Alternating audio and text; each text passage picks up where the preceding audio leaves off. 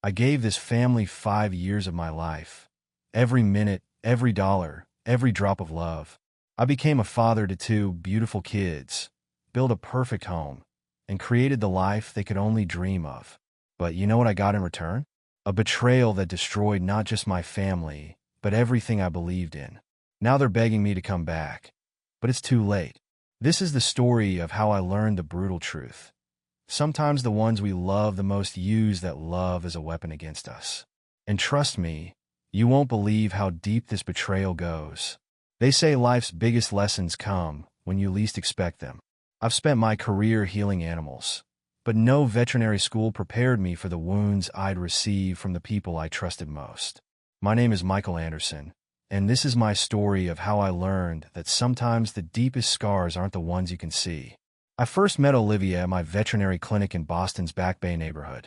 She rushed in one rainy Tuesday morning with a golden retriever puppy wrapped in her jacket. He just collapsed during our morning walk, she explained, worry etched across her face.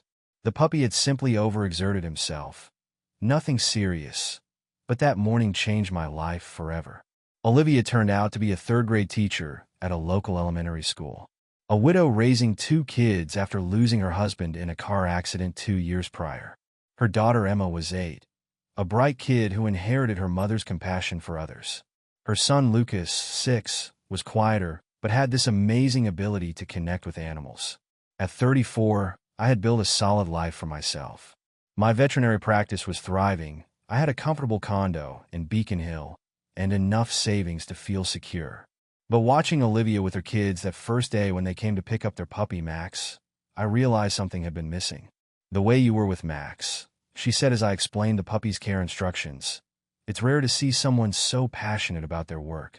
Her smile was genuine, lighting up her entire face. Our relationship developed naturally. Our first real date wasn't at some fancy restaurant. Instead, I helped her take Max to puppy training classes. The kids came along, and seeing Lucas's face light up when Max finally mastered sit was better than any candlelit dinner. Most men wouldn't sign up for instant fatherhood, Olivia mentioned one evening as we watched the kids and Max play in the park. The autumn leaves were falling around us, creating a perfect New England scene. Most men don't know what they're missing, I replied, meaning every word. Over the next year, we created our own little family. Emma would visit the clinic after school, fascinated by the animals and always ready to help. Lucas, who had been practically mute when I first met him, started opening up, especially when helping me with the gentler pets at the clinic. I moved in with them after a year. We found a beautiful house in Newton, with a big yard for Max and good schools nearby. I threw myself into family life completely. Parent-teacher conferences, slightly awkward since Olivia taught at the same school, science fairs, soccer games. I was there for everything. The kids started calling me Dad, naturally, no pressure. The first time Emma called me Dad during a Saturday morning pancake breakfast, I had to pretend I had something in my eye. Our wedding was in the backyard that spring. Emma insisted on being the flower girl, while Lucas proudly walked with Max, who carried the rings on a special collar. Olivia looked beautiful in her simple white dress, and when she said "I do," I felt like the luckiest man alive. I really thought I had found my happy ending. My practice was doing well, the kids were thriving, and Olivia seemed content. What I didn't know then was that you can dedicate your life to healing others, but sometimes the deepest wounds come from the ones closest to your heart. The first 3 years of our marriage were like something out of a Hallmark movie. My veterinary practice flourished. I even expanded to a larger clinic, hiring 2 more vets to handle the growing client base. Olivia got Teacher of the Year at her school, and the kids were thriving. Emma joined the school's science club, often bringing her projects to the clinic for expert consultation. Lucas, once so shy, started volunteering at the local animal shelter with me on weekends. "You've changed him," Olivia said one evening, watching Lucas gently explain to a younger kid at the shelter how to approach scared cats. "He used to be so withdrawn after his father died. Now look at him." I remember feeling on top of the world. Every morning, I'd wake up early to make breakfast. Pancakes shaped like animals were a family favorite. Emma would help flip them while Lucas set the table, and Olivia would grade papers at the kitchen counter, all of us sharing plans for the day. Max, our golden retriever, had grown into a gentle giant who followed the kids everywhere. He'd wait by the door every afternoon when they came home from school and sleep between their rooms at night. That dog was like a furry guardian angel. We had our routines. Tuesday nights were family game nights. No phones, no TV, just us playing board games and sharing stories. Weekends often meant trips to the shelter or hiking in the nearby state park. I'd pack lunches, and we'd spend hours exploring trails, the kids collecting leaves and rocks while Max bounded ahead. The clinic became a second home for the kids. Emma set up a study corner in my office, claiming the lighting was perfect for homework. Lucas would help with the easier tasks, feeding the boarding pets, organizing supplies, learning the names of every animal that came through our doors. You know, one of my regular clients said, watching Lucas comfort her nervous cat, "That boy of yours has a real gift." I felt my chest swell with pride. He was mine, maybe not by blood, but by something deeper. Even the tough moments felt manageable. When Emma had her first panic attack before a big test, I stayed up all night with her, teaching her breathing techniques I used with anxious animals. When Lucas struggled with bullies at school, we enrolled him in karate classes, watching his confidence grow with each new belt. Every success, every milestone, every small victory, we celebrated them all. Family dinners were filled with laughter and plans for the future. Olivia and I talked about maybe opening a small animal sanctuary someday, combining our love for teaching and animal care. But looking back now, I realize that's the thing about perfect moments. They're fragile. Like holding a butterfly. Squeeze too tight and you crush it. Hold too loose and it flies away. Our perfect life was about to change, and I never saw it coming. They say you never see the storm coming until it's right on top of you. Looking back, the signs were there, hiding in plain sight like a snake in the grass. It started small, so small I almost missed it. Emma turned 14 that spring, and it was like someone flipped a switch overnight. Our science-loving girl who used to spend hours at the clinic suddenly had better things to do. She started rolling her eyes at my animal facts, which used to fascinate her. "Dad, you're so lame," became her new favorite phrase. I try not to let it get to me. Teenagers, right? Every parent goes through this. But then Lucas, now 12, started following his sister's lead. He stopped coming to the shelter on weekends, claiming he was too old for that baby stuff. That one hit me like a ton of bricks. The shelter work had been our special thing.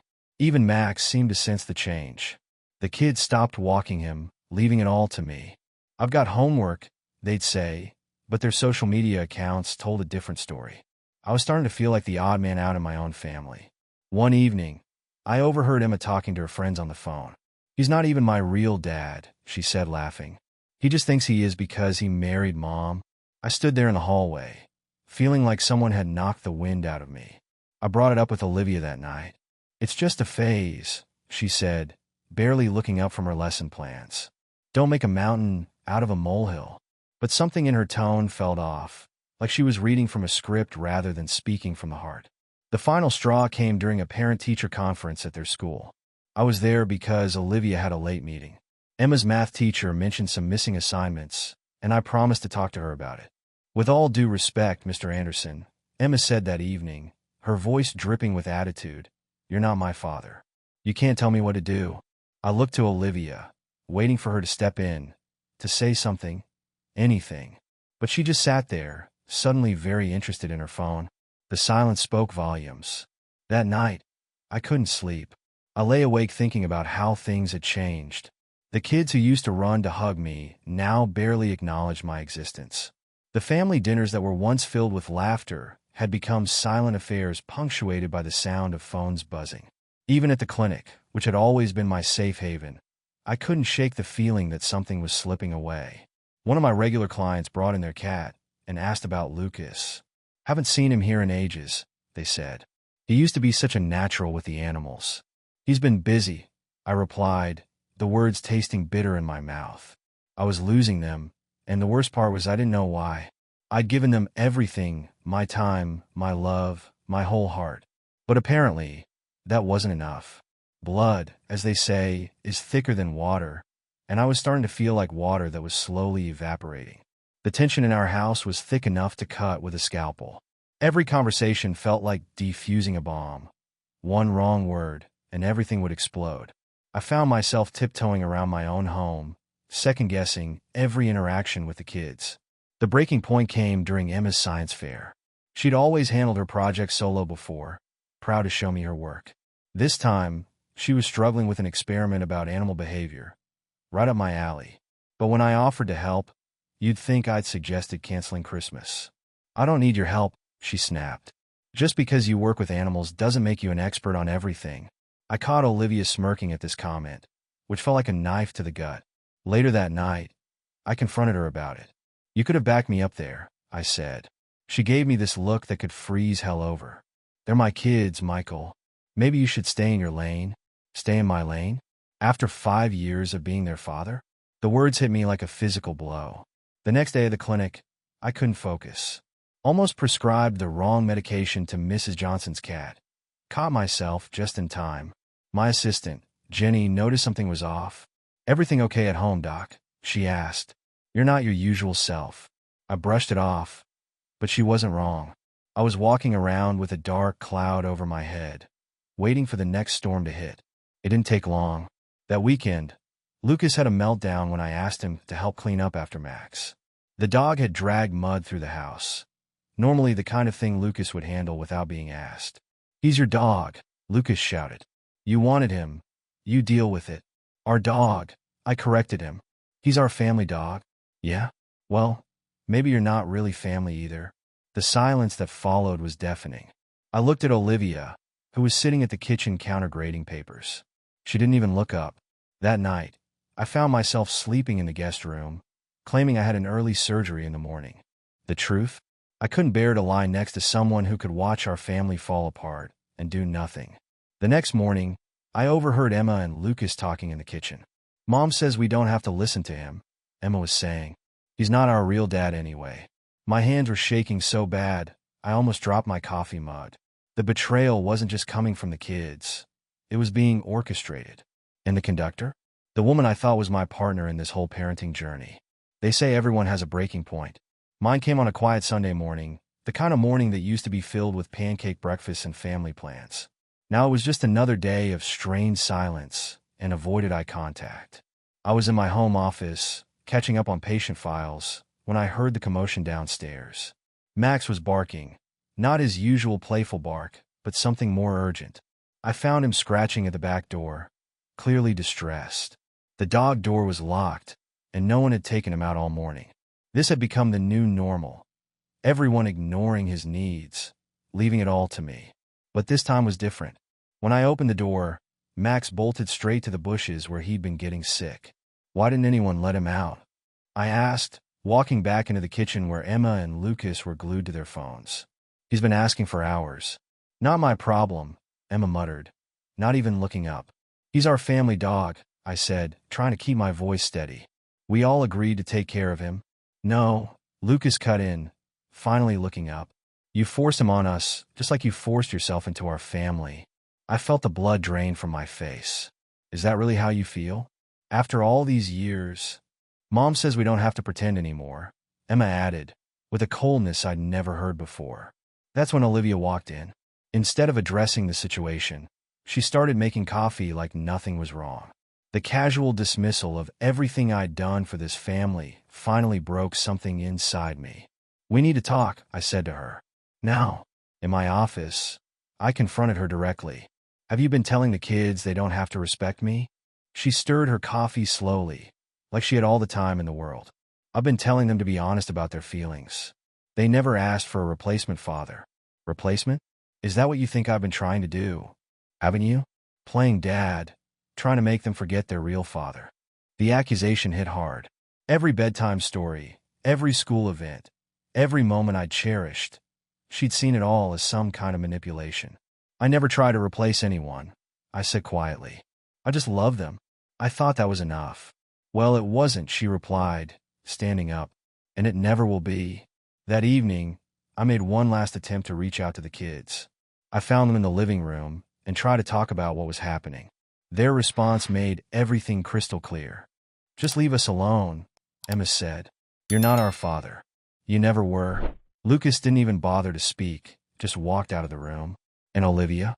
She stood in the doorway with a small, satisfied smile, like she'd been waiting for this moment all along. That night, I didn't sleep. I sat in my office until dawn, Max curled up at my feet, thinking about everything that had led to this point. The framed photos on my desk seemed to mock me now, smiling faces that masked years of deception. The next morning, I called Jenny at the clinic and asked her to handle my appointments. Then I started documenting everything: 5 years of financial records, investments in the house, kids' education, extracurricular activities. The paper trail of misplaced trust. My lawyer, Tom, listened without judgment as I explained the situation. "What do you want to do?" he asked simply. "I want out," I said, "but I want to do it right." Over the next few days, I moved methodically. I separated our finances, documented my practice's growth during the marriage, and gathered evidence of my contributions to the family. Not out of spite, but self-preservation. At home, I maintained my routine but stopped engaging. When Emma made remarks about me not being her real father, I simply nodded. When Lucas ignored my presence, I focused on my food. Their words lost power with each passing day. Olivia noticed the change. She started watching me carefully, trying to figure out my game. One evening, she tried to start a fight about clinic expenses. "It's for the practice," I said calmly. "Which is my separate property." "Nothing's separate in a marriage," she snapped. "Interesting perspective, considering how you've been handling the family situation." The kids got nervous when their usual tactics stopped working. When Emma needed help with her science project, I politely declined. "But you always help me," she protested. "You made it clear you don't want me involved," I reminded her. "I'm respecting your choice." I focused on my practice instead. I took on more surgeries, expanded our emergency care, and started planning that animal sanctuary I'd always dreamed about. My passion for veterinary medicine had always been real, even if my family life wasn't. I made arrangements for Max. Jenny agreed to take him temporarily until I got settled. The look of appreciation in that dog's eyes held more truth than I'd seen from my family in months. The breaking point came when I overheard them planning to ask for new cars, counting on my guilt to make it happen. They had no idea I'd already made my decision. That weekend, I packed essentials and secured important documents in a safety deposit box. I'd found a place near the clinic. Everything was ready. It wasn't running away. It was walking away with purpose. Sometimes the strongest thing you can do is admit what you thought was real was just an illusion, and have the courage to start over. The first week after I left was like waking up from a long nightmare. I threw myself into work at the clinic, taking extra surgeries in emergency cases. Jenny had set up a small bed in the break room, but I rarely used it. Staying busy kept the pain at bay. Max adjusted well to his temporary home with Jenny. She sent me photos of him playing with her kids, his tail wagging again. It was good to see him happy, free from the tension that had filled our house. The messages started 3 days after I left. First from Emma, "Where are the car keys?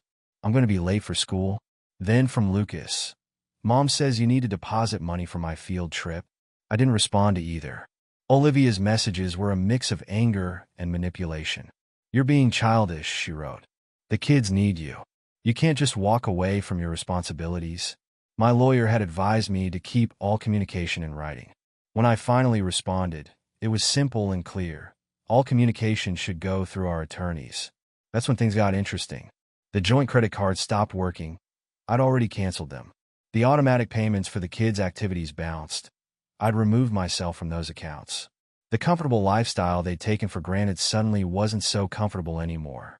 One evening, after a particularly difficult surgery on a rescue dog, I found Olivia waiting in my office at the clinic. "You can't do this to us," she said, her voice shaking. "The kids have activities, expenses. They're used to a certain lifestyle." "The lifestyle I provided," I replied calmly, while being treated like an outsider in my own home. "We can work this out," she tried. "The kids miss you."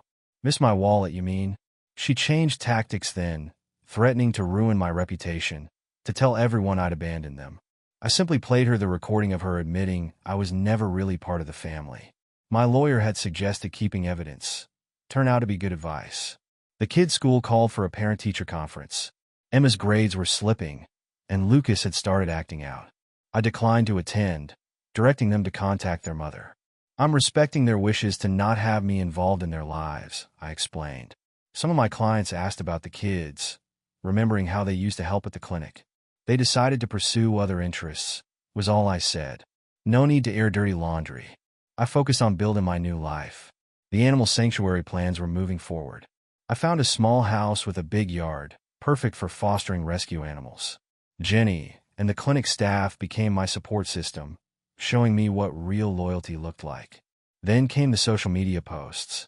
Emma and Lucas painting me as the villain, claiming I'd abandoned them. Their friends' parents, who'd once praised me at school events, now shared sympathetic comments. The narrative was that I'd walked out on my family. The truth? I walked away from people who'd been using me all along. The final attempt came through mutual friends. They're struggling without you, they said. Maybe if you just helped out until they adjust. But I knew better now. You can't help people who see you as nothing more than a resource to be used. Sometimes the kindest thing you can do, for yourself and for them, is to walk away and let them face the consequences of their choices. A month had passed since I left. The animal sanctuary project was moving forward, and I just hired 2 new vets to help with the expanding clinic. Life was finding a new rhythm. Then Emma showed up at the clinic one afternoon. She looked different. No designer clothes, no latest iPhone in hand. Jenny spotted her first and came to warn me. She's been waiting for an hour, Jenny said. Should I ask her to leave?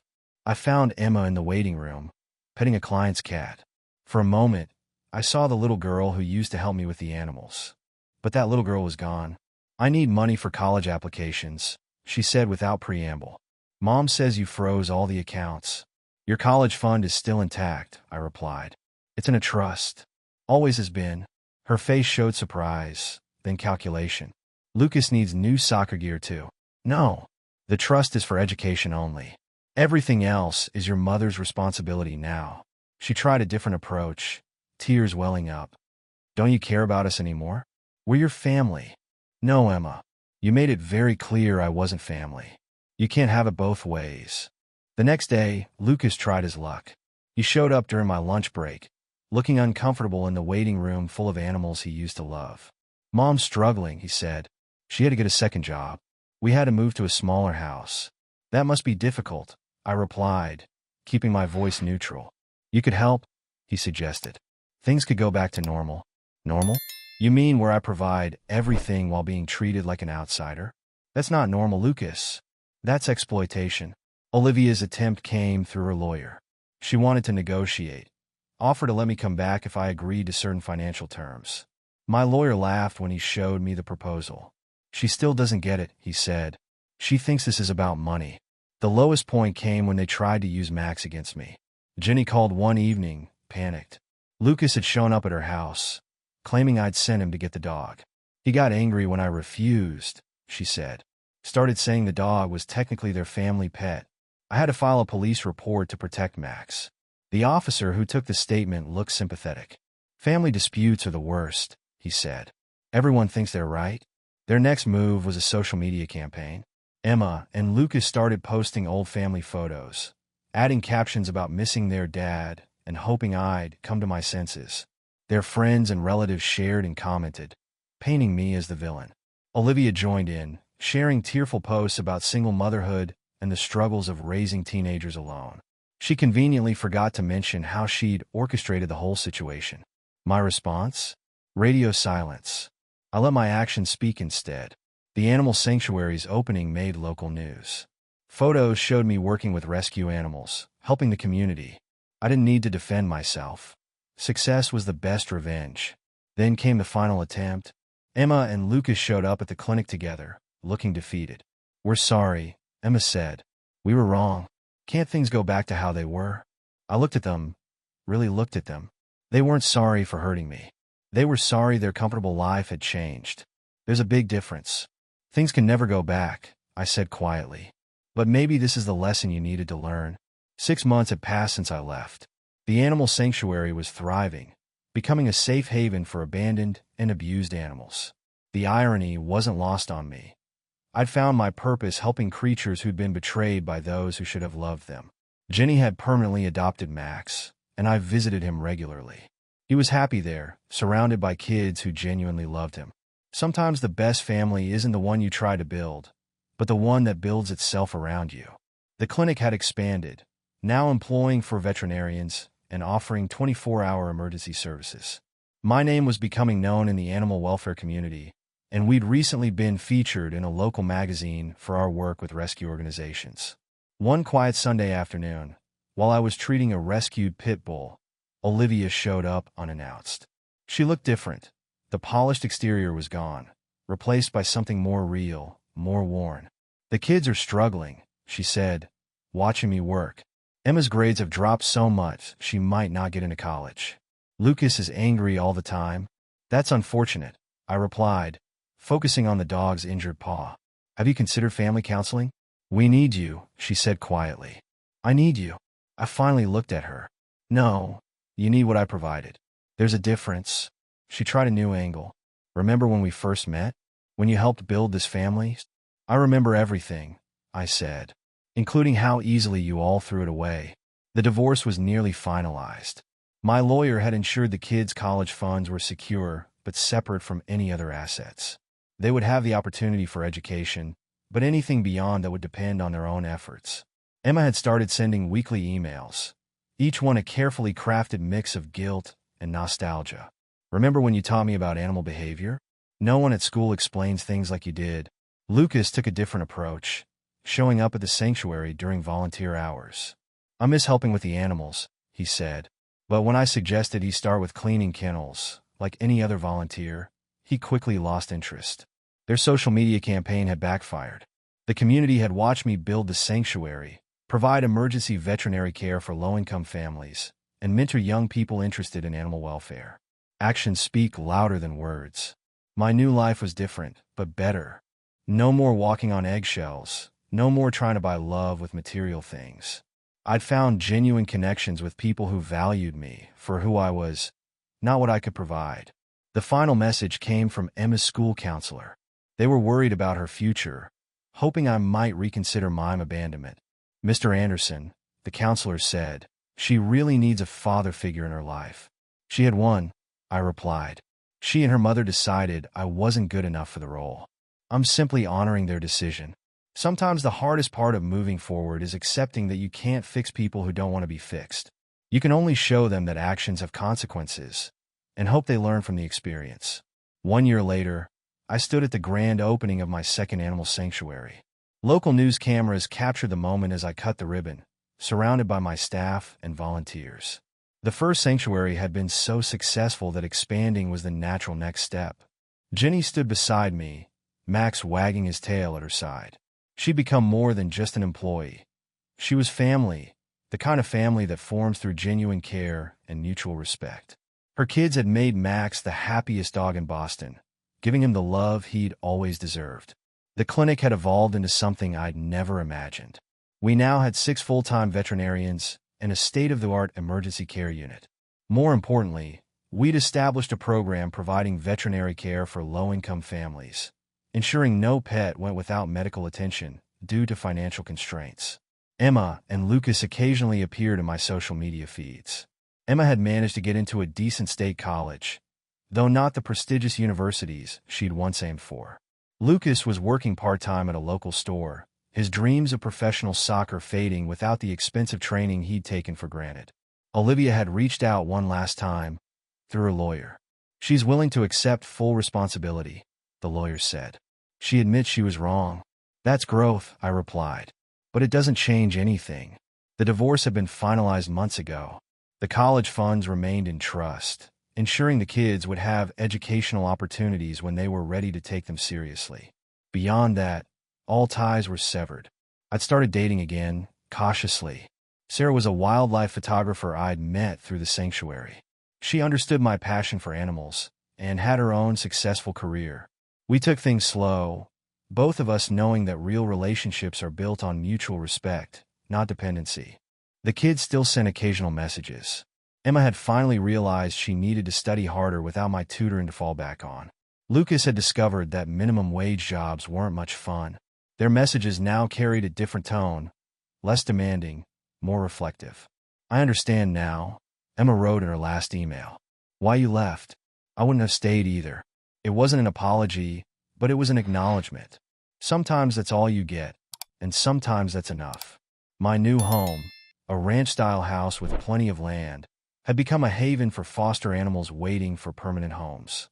Every success story, every animal placed with a loving family, felt like validation of my decision to prioritize genuine connections over forced ones. Looking back, I realized that losing what I thought was my family actually led me to my true purpose. Those 5 years weren't wasted. They were lessons I needed to learn. About love, about respect, about the difference between being needed and being valued. The sanctuary's success had inspired others. 3 more facilities based on our model were opening across New England. Each one would help countless animals, creating ripples of positive change. Sometimes your biggest impact comes after your biggest disappointment. I don't hate them, Olivia, Emma, Lucas. I hope they learn from what happened. I hope they treat the next person in their lives better. But I no longer feel responsible for their growth or happiness. That was the final lesson. Letting go doesn't make you a bad person. Sometimes it makes you a wiser one.